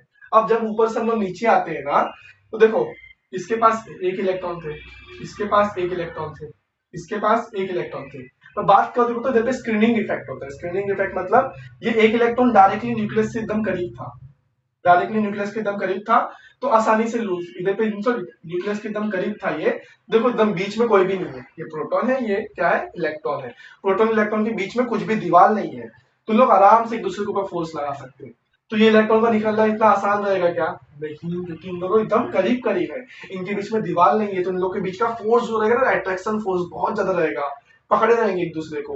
तो ये इलेक्ट्रॉन को लूज करना आसान नहीं है। तो ये इलेक्ट्रॉन को लूज करना आसान नहीं, मतलब जो ऊपर रहेंगे वो क्या रहेंगे, नॉन मेटल्स रहेंगे, और जैसे जैसे नीचे आओगे तो उन लोग के अंदर मेटेलिक कैरेक्टर बढ़ते को। मेटल्स किसको बोलते हैं, मेटेलिक कैरेक्टर उनको बोलते हैं, मेटल्स उनको बोलते हैं जो इलेक्ट्रॉन को आसानी से लूज कराते हैं। अब साफ साफ दिखा, जैसे इसके बीच में एक दीवार, तो ये क्या करेगा, ये इलेक्ट्रॉन को लूज करेगा। देखो सबसे ज्यादा पावर इन दोनों, प्यार इन दोनों के बीच में रहेगा, क्योंकि दीवार ही नहीं है। इसके बीच में एक दीवार है, तो थोड़ा सा इसका प्यार जो है इलेक्ट्रॉन के लिए कम हो जाएगा। इधर पे 2 दीवार आ रहा है, तो उसके लिए इसका इलेक्ट्रॉन के लिए प्यार थोड़ा और कम हो जाएगा। तो जैसे जैसे सेल्स ऐड होते जाएंगे, स्क्रीनिंग इफेक्ट, यानी इनके बीच में दीवार आने लग जाएंगी, दीवार आने लग जाएंगी तो जो बीच में फोर्स इलेक्ट्रॉन और प्रोटॉन के बीच में, वो फोर्स कमजोर होता चला जाएगा, और इधर एंड में नीचे आते आते इनके बीच का जो फोर्स, इनके बीच का जो प्यार है पूरा कम हो जाएगा, क्योंकि बीच में क्या आ जाएगी, बहुत सारी दीवार, यानी बहुत सारे सेल्स ऐड हो जाएंगे। उस वजह से इलेक्ट्रॉन लास्ट तक आते आते आराम से लूज हो सकता है, पर ऊपर वाला लूज नहीं होगा। ऊपर वाला आसानी से लूज नहीं होगा, मतलब ऊपर वाले नॉन मेटल्स रहेंगे, ऊपर वाले में नॉन मेटेलिक कैरेक्टर ज्यादा रहेगा, और नीचे वाले में मेटेलिक कैरेक्टर ज्यादा रहेगा। तो जैसे जैसे हम नीचे आते हैं, ऊपर से नीचे आते हैं, मेटेलिक कैरेक्टर क्या करता है, इंक्रीज करता है, क्योंकि नीचे आते आते दीवारें बहुत बन जाएंगी, दीवारें बहुत बन जाएगी तो उनके बीच का फोर्स कमजोर हो जाएगा, फोर्स कमजोर हो जाएगा तो इलेक्ट्रॉन आसानी से निकल सकता है नीचे आते आते। और कॉमन से बात है, मेटेलिक कैरेक्टर बढ़ेगा तो इलेक्ट्रोपॉजिटिविटी भी बढ़ेगी, ठीक है। और नॉन कॉमन सी बात है, अगर मेटेलिक कैरेक्टर नीचे आते वक्त बढ़ रहा है, उनके बीच का फोर्स कमजोर हो रहा है, वो आराम से निकल रहे हैं, तो नॉन मेटेलिक कैरेक्टर उसका उल्टा ही होता है, तो नॉन मेटेलिक कैरेक्टर पूरा अपोजिट ही है, वो क्या करेगा, नॉन मेटेलिक कैरेक्टर डिक्रीज करेगा। अगर वो डिक्रीज होगा तो इलेक्ट्रोनेगेटिविटी भी क्या हो जाएगी, डिक्रीज हो जाएगी, ठीक है। कुछ आधे घंटे का यहाँ भी होगा, 1 घंटे तक लेक्चर बनेगा पर, लेकिन मैं बहुत स्लो लेके जा रहा हूँ। ये है तुम्हारे ट्रेंड्स, और वापस बता रहा हूँ, लैब से आते वक्त atomic radius decrease, atomic radius से एटॉमिक साइज होता है, non metallic character increase, metallic character decrease, और वही उसके साथ इलेक्ट्रोपॉजिटिविटी इलेक्ट्रोनेगेटिविटी भी रिस्पेक्टिवली इंक्रीज और डिक्रीज होती रहेगी। ऊपर से नीचे आते वक्त एटॉमिक रेडियस इंक्रीज करता है, मेटेलिक कैरेक्टर भी इंक्रीज करता है, क्योंकि ऊपर से नीचे आते वक्त सेल्स ऐड होते हैं, उसकी वजह से एक स्क्रीनिंग इफेक्ट आता है, एक दीवार आती है जो इलेक्ट्रॉन और प्रोटॉन के बीच में जो फोर्स लगता है उसको कमजोर कर देती है, और मेटेलिक कैरेक्टर इंक्रीज होगा तो नॉन मेटेलिक कैरेक्टर डिक्रीज होगा, ठीक है। मैंने पीछे का तुमको रीजन भी बताया ताकि तुम भूल ना पाओ, जब समझे रहोगे तो तुम को भूलने के चांस ही नहीं रहते, अगर तुम रटना चाहो तो उसको रट सकते हो, पर मैंने पूरा कोशिश किया आपको पूरा समझाने की कि क्यों ऐसा होता है, क्यों डिक्रीज होता है, क्यों इंक्रीज होता है। स्क्रीनशॉट ले सकते हो उसका, फिर लास्ट के 3 बच्चों वाले टॉपिक की ओर बढ़ेंगे हम लोग, ठीक है। स्क्रीनशॉट ले लिए, अब देख लेते हैं डॉबरेनर, न्यूलैंड और मेंडलीव को।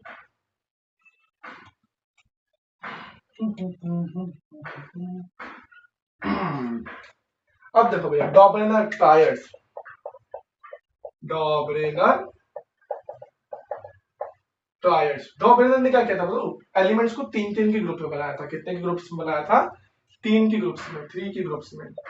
और वो 3 के ग्रुप्स को उसने क्या नाम दिया था, ट्रायड बोला था। वो 3 की जो ग्रुप बनाया था ना, उसको क्या बोला था उसने, ट्रायड। और उसने क्या बोला था, जो 3 एलिमेंट्स को increasing order of the atomic मास में अरेंज करते हैं, increasing order of atomic mass. और उसने बोला था कि समझो, ये क्या था उसने, लीना के, ठीक है, लीना के करके एक एग्जांपल है, 3 एग्जांपल अपने टेक्स्ट बुक में दिए, लीना के दिया है, फिर उसका फिर कल आई मतलब फ्लोरीन क्लोरीन आयोडीन दिया है, तो 3 एग्जांपल दिया, मैं एक एग्जांपल से समझाता हूँ। उसने बोला कि फर्स्ट एलिमेंट का क्या, फर्स्ट एलिमेंट का एटॉमिक मास, इसने भी क्या बोला था, इसकी प्रॉपर्टी का, डॉबरेनर की प्रॉपर्टी को बोले properties of element are depends upon their atomic mass. तो फर्स्ट एलिमेंट का एटॉमिक मास को अगर मीन निकालेंगे, उसने बोला कि first atom atomic mass and third atom atomic mass का अगर मीन निकालेंगे, मीन क्या होता है, मतलब इन दोनों को ऐड करेंगे, थर्ड एटम का एटॉमिक मास को ऐड करके, एटॉमिक मास को ऐड करके डिवाइड बाय 2 करेंगे, तो वो किसके एटॉमिक मास के बराबर आएगा, वो एटॉमिक मास के बराबर आएगा सेकंड वाले के, जो बीच में सेंटर में, यानी जो सेकंड नंबर का एटॉमिक मास एलिमेंट का, जो सेकंड नंबर का एलिमेंट है उसका जो एटॉमिक मास है वो किसके इक्वल रहेगा, mean of the first and third atom. जो फर्स्ट सेकंड एटम है, तो उसने 3 एटम्स को अरेंज किया, first atom, second atom, third atom, उसे 3 एलिमेंट्स को अरेंज किया। उसने बोला the atomic mass of the centre element यानी second element is equal to the mean of the first and third element atomic mass. Mean कैसे निकालते, दोनों का एटॉमिक मास को जोड़ो, डिवाइड बाय 2 कर दो, दोनों का एटॉमिक मास को जोड़ो और डिवाइड बाय 2 कर दो। यहाँ पे कुछ उसने किया था ऐसे, 39 प्लस कुछ समथिंग 8, 39, इसका पोटेशियम का 39 था ऐसे, लिथियम का 8 था और इसका 39 था कुछ, डिवाइड बाय 2 किया था तो कितना आया था, 47 डिवाइड बाय 2, ऐसा कुछ तो आया था। 47 को डिवाइड बाय 2 किए थे तो सोडियम का कुछ आ गया था एटॉमिक मास 29, नहीं कितना आएगा 23, बराबर 23.5 ऐसा कुछ आएगा, जो लगभग सोडियम के एटॉमिक मास के बराबर था। देखो एटॉमिक मास पे बात हो रही है यहाँ पे, एटॉमिक नंबर पे नहीं, एटॉमिक मास। तो डॉबरेनर ने बोला था कि फर्स्ट एंड थर्ड एलिमेंट का अगर मीन निकालेंगे, मीन मतलब दोनों के एटॉमिक मास को जोड़ के डिवाइड बाय 2 करेंगे तो वो सेकंड नंबर के एटॉमिक मास के बराबर आ जाएगा। तो ये डॉबरेनर ट्रायड्स था। तो उसके बाद आ गया न्यूलैंड, और इसकी भी एक्सेप्शन थी, सारे एलिमेंट्स को नहीं एक्सप्लेन कर पाया, कुछ ही एलिमेंट्स को उसने एक्सप्लेन कर पाया, कि Newland law of octave, octave मतलब 8 होता है, तो न्यूलैंड ने क्या किया था, 56 एलिमेंट उस समय जो नोन थे उनको ही कर पाया था। मतलब इसने जो लाइटर एलिमेंट था, लाइट एलिमेंट्स लाइट एलिमेंट्स को इसने क्या कर पाया था, लाइट एलिमेंट्स जितने हैवी एलिमेंट्स लाइट मतलब 56 जो एकदम आसान आसान थे उनको इसने क्या कर पाया था, उसको ही अरेंज कर पाया था टेबल में। इसने नोबल गैस को नहीं अरेंज कर पाया था, ठीक है। उसने बहुत सारे एलिमेंट्स को सेम कॉलम में रख दिया था, सेम स्लॉट में रख दिया था, मोस्ट एलिमेंट को सेम स्लॉट में रख दिया था, मतलब उनके लिए जगह भी नहीं बना पाया था। ये सारे इसके एलिमेंट एक्सेप्शन थे, वो एलिमेंट्स के नाम भी नहीं है कुछ टेक्स्ट बुक में। अब इसने कैसे किया था, इसने बोला था कि मैं 7 एलिमेंट्स को अरेंज करूंगा, 1 2 3 4 5 6 7, और उसको जो 8वें वाले को अरेंज करूंगा ना, वो जो 8वां वाला रहेगा ना, उसकी प्रॉपर्टी सिमिलर रहेगी पहले वाले से।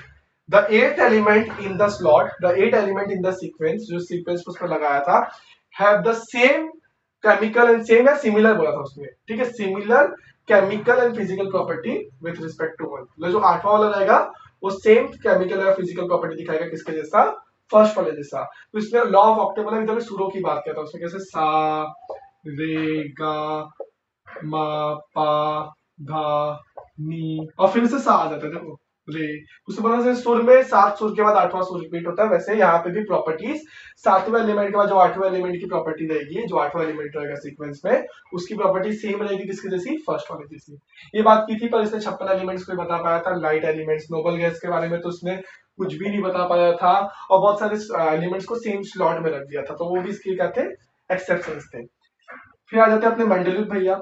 उनके काम को बहुत अच्छा बोला गया था क्योंकि इन्होंने बहुत अच्छा अच्छा काम किया था, सिर्फ यहाँ ये अटक गए थे एटॉमिक मास में। अगर इन्होंने एटॉमिक नंबर इन तक पता होता तो क्या पता ये मॉडर्न प्रेडिक्टेबल बना देते। तो मेंडलीव आए, डिमित्री मेंडलीव का इनका नाम था। मेंडलीव आया, मेंडलीव ने भी क्या किया, अच्छे से कॉलम्स बनाया, कॉलम्स बना के मतलब ग्रुप्स वगैरह बनाया, ग्रुप बना के क्या किया, एलिमेंट्स को अरेंज किया इन्होंने, ठीक है, कॉलम से ग्रुप बना के। इन्होंने जीरो ग्रुप भी बनाई थी, ये सब तो हम मेरिट्स डिमेरिट्स में देखेंगे, ठीक है। और इन्होंने क्या किया, फिजिकल प्रॉपर्टीज, फिजिकल प्रॉपर्टी अच्छे से लिख दो, physical property, physical properties and chemical properties के हिसाब से, प्रॉपर्टीज के हिसाब से अरेंज किया। केमिकल प्रॉपर्टीज क्या होती है, फिजिकल, देखो फिजिकल प्रॉपर्टी मतलब बॉइलिंग पॉइंट, मेल्टिंग पॉइंट के हिसाब से अरेंज किया, ठीक है। तो ये इन्होंने बहुत अच्छा काम किया इन्होंने इनका पर, लेकिन लॉ तीनों का लॉ सेम था। Properties of element are depends upon their atomic mass, तीनों का लॉ क्या था, सेम था। और इनके मेरिट्स भी थे, मेरिट्स मतलब इन्होंने क्या क्या अच्छे काम किए थे, आई होप दिख रहा हो यहाँ पे नीचे, दिख रहा है।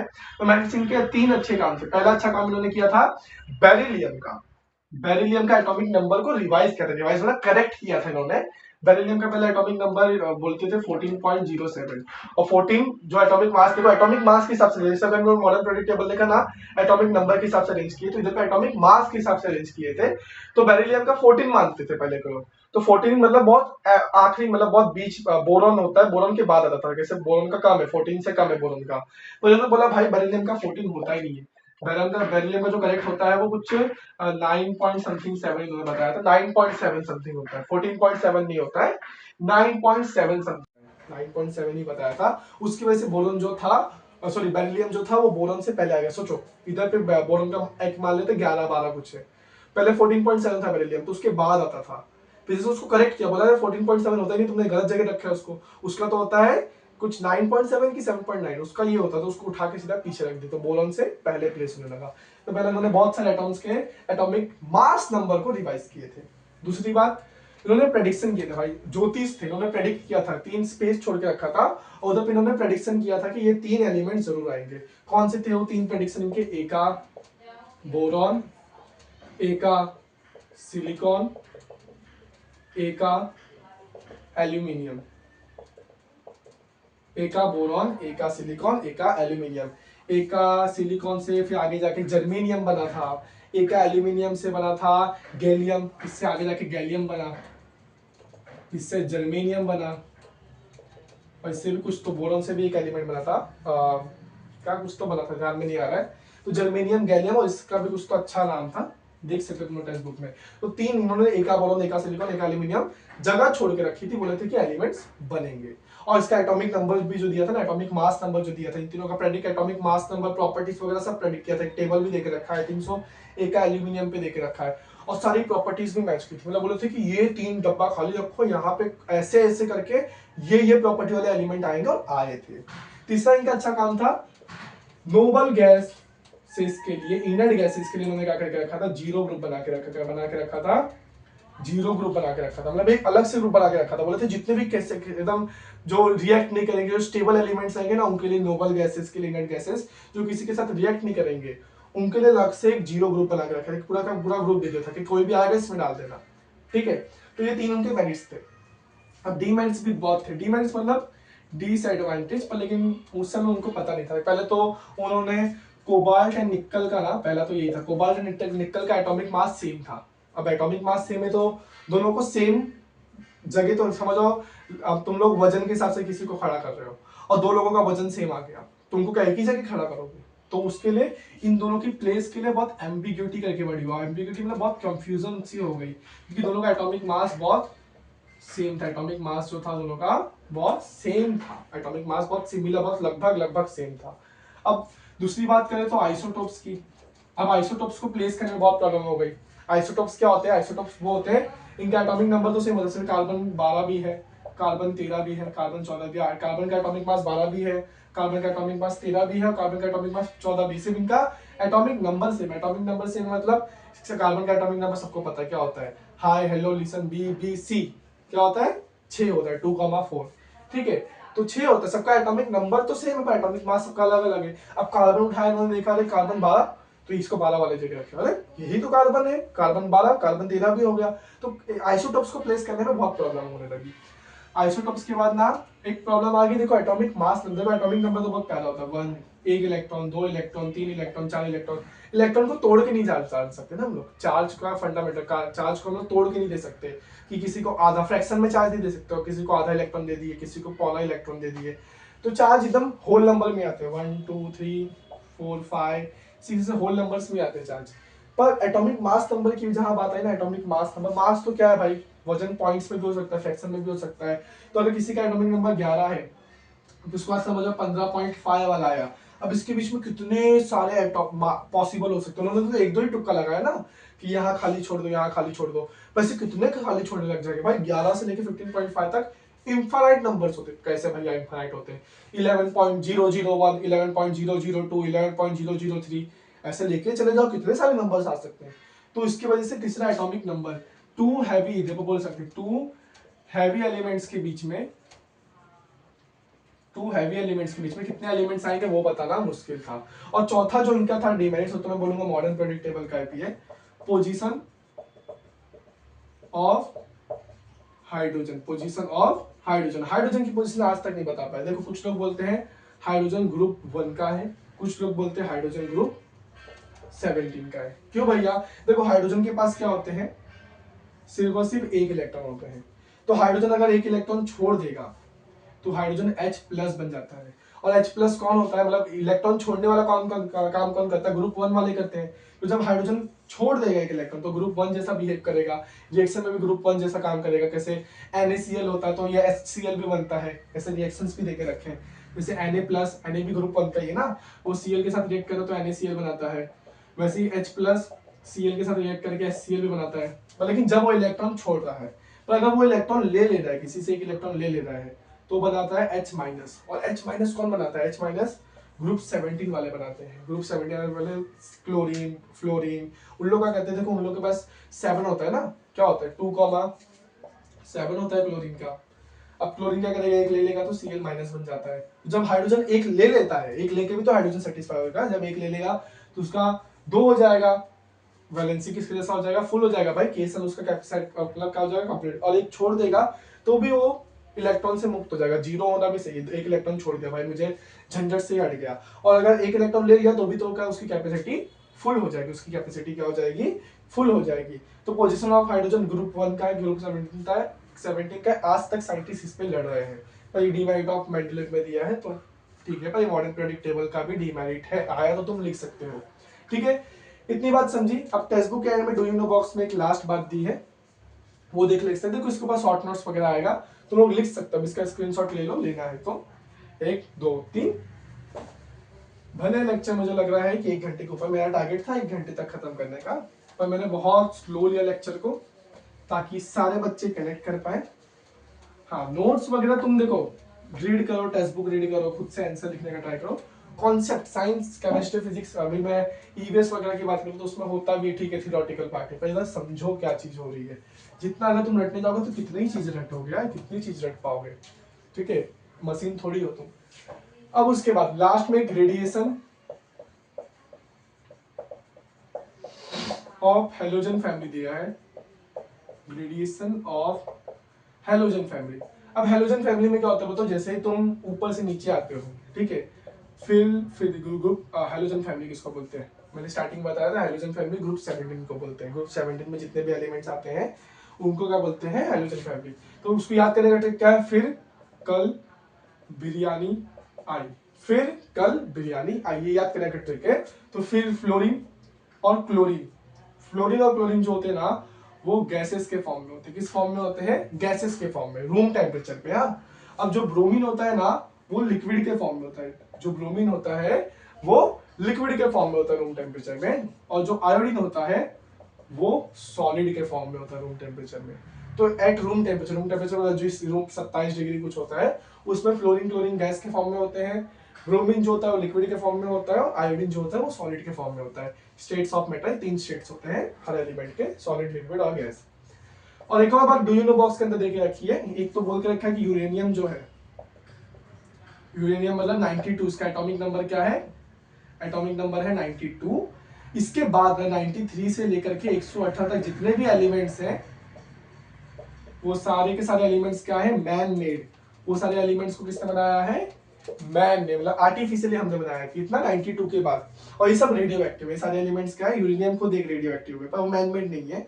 इस सारे के सारे एलिमेंट्स का है रेडियो एक्टिव। रेडियो एक्टिव मतलब इसमें से रेस निकलती है, radio active alpha beta gamma rays निकलती है, रेडिएशन होता है। न्यूक्लियर केमिस्ट्री में पढ़ेंगे हम लोग, अगर कभी आगे पढ़ोगे तो रेडिएशन निकलता है।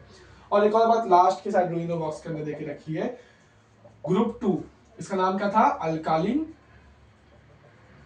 Earth metal.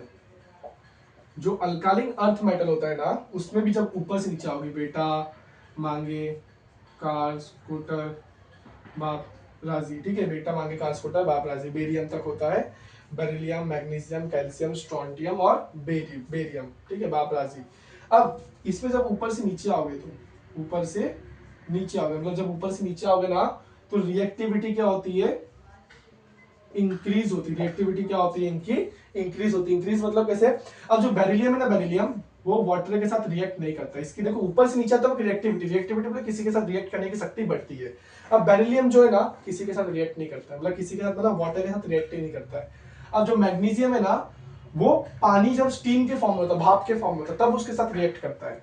और कैल्शियम वगैरह जो है ना, कैल्शियम स्ट्रेंटियम बेरियम वगैरह ये पानी के साथ रूम टेम्परेचर में भी क्या करते हैं, रिएक्ट कर लेते हैं। तो देखो ना रिएक्टिविटी नीचे बढ़ते जा रही है, नीचे वाले रूम टेम्परेचर में भी कैल्शियम कर लेगा, पर जो स्टीम में मैग्नीशियम है, मैग्नीशियम करता ही नहीं है, बेरिलियम करता ही नहीं है, मैग्नीशियम जो स्टीम के फॉर्म में करता है, और कैल्शियम बोलता है ठीक है हम कर लेंगे रूम टेम्परेचर में पानी के साथ कर लेंगे। तो नीचे नीचे आते वक्त देखो कैल्शियम अच्छे से रिएक्ट कर ले रहा है, उसका नाटक नहीं है, पर ऊपर ऊपर जाएगा तो रिएक्टिविटी कम हो रही है, रिएक्टिविटी में किसी के साथ रिएक्ट करने की शक्ति, तो कैल्शियम अच्छे से पानी के साथ रिएक्ट हो जा रहा है, मैग्नीशियम को नहीं कर रहा, उसको नाटक है कि उसको स्टीम के साथ ही करना है, और बेरिलियम तो कर ही नहीं रहा है रिएक्ट किसके साथ, पानी के साथ। तो नीचे आता है रिएक्टिविटी क्या होती है, इंक्रीज होती है। इसी के साथ हमारे चैप्टर समाप्त होता है। मुझे लगता है लेक्चर 1 घंटे के ऊपर, लगता है क्या गया ही होगा 1 घंटे के ऊपर, 1 घंटे के ऊपर, पर लेकिन कॉन्सेप्ट तुम्हारा सारा क्लियर है, ठीक है। तो क्या है इसमें, तुम्हें डॉपरेनर पूछ सकता है, इंपॉर्टेंट क्वेश्चंस पे बात कर लेता हूं मैं। क्वेश्चन क्या, मैं टॉपिक बता रहा हूँ, क्वेश्चंस तो नहीं है। डॉपरेनर पे आएगा तुम्हें क्वेश्चन, न्यूलैंड मेंडेलीव में मैरिड डीमैरिड इन सब का देखो लॉ तो तीनों का सेम है, लॉ तो तीनों का ही सेम है। मेंडेलीव बोल सकता है, फिर उसका एमपीटी का स्ट्रक्चर, फिर ट्रेंड्स पे सवाल आएंगे। देखो ऑब्जेक्टिव बेस्ड बहुत सवाल आएंगे तुमको ना, लिखना शॉर्ट नोट इतना नहीं आएगा, शॉर्ट नोट लिखना आना ही बंद हो गया बहुत। शॉर्ट नोट इन सब का आया तो आया मेरिट्स वगैरह का, डिस्टिंग्विश मेरिट्स और डिमेरिट्स पे, पर ना शॉर्ट्स नोट्स आना ही बंद हो गया। तुमको एकदम तुमको देखेंगे कि समझा है कि नहीं समझा, बहुत ऑब्जेक्टिव बेस्ड सवाल बनाते हैं। ट्रेंड्स पे आएगा, फिर बाकी जो छोटे छोटे टॉपिक ये थे डू यू नो वगैरह, ठीक है। तो आई होप ये चैप्टर तुम्हें समझा रहेगा। ऐसे ही मिलेंगे जीरो टू हीरो वाली सीरीज में और चैप्टर्स के साथ क्लास 10th के, तब तक के लिए पढ़ाई करते रहे। All the very best.